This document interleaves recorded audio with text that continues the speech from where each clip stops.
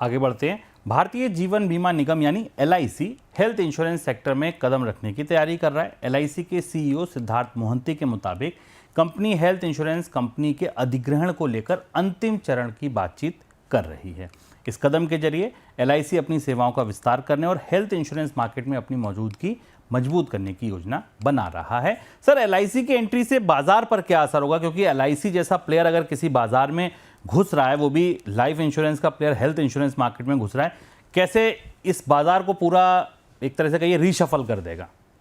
खासी उथल पुथल मचने वाली है शुभम हेल्थ इंश्योरेंस के बाजार में। एलआईसी के पास डीप पॉकेट है, इतनी बड़ी कंपनी है, छोटी सी इक्विटी अभी बाजार में है, भारतीय शेयर बाजार की सबसे बड़ी निवेशक है, सरकारी कंपनी है और एक सरकारी company life insurance company health insurance में आ रही है।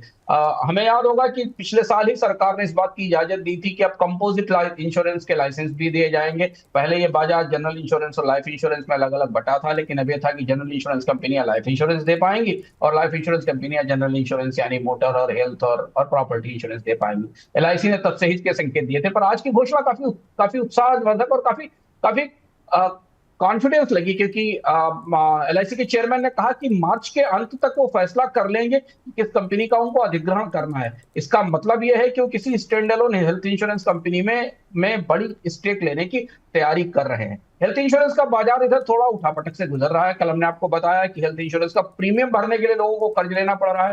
प्रीमियम 20 से 25% बढ़े हैं, उनकी हैं पॉलिसीज महंगी हो रही हैं, हेल्थ केयर सर्विसेज महंगी हो रही है, बाजार में थोड़ी सुस्ती और दबाव है।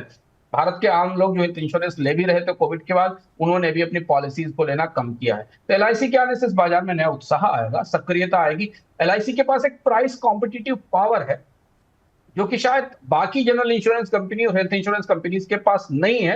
एलआईसी इस पावर का कितना इस्तेमाल करती है और क्या भारत में एलआईसी के आने के बाद हेल्थ इंश्योरेंस पॉलिसीज की कॉस्ट लागत और लेने की लागत में कमी आएगी, ये देखना होगा, क्योंकि इसके आने के बाद बाजार में जो प्रतिस्पर्धा होगी उसका असर फिर बाकी कंपनियों पर भी पड़ेगा। पर एलआईसी का लंबे समय के बाद इंश्योरेंस के बाहर और किसी इंश्योरेंस के से अलग इन इंश्योरेंस के एक दूसरे हिस्से में प्रवेश है। बाजार में से खासी उत्सुकता से भी देखा जा रहा है, क्योंकि एलआईसी को हाल फिलहाल में शेयर बाजार की गिरावट में काफी नुकसान भी हुआ था। स्टॉक मार्केट के करेक्शन के कारण एलआईसी के एसेट्स की कीमतों में कमी आई थी।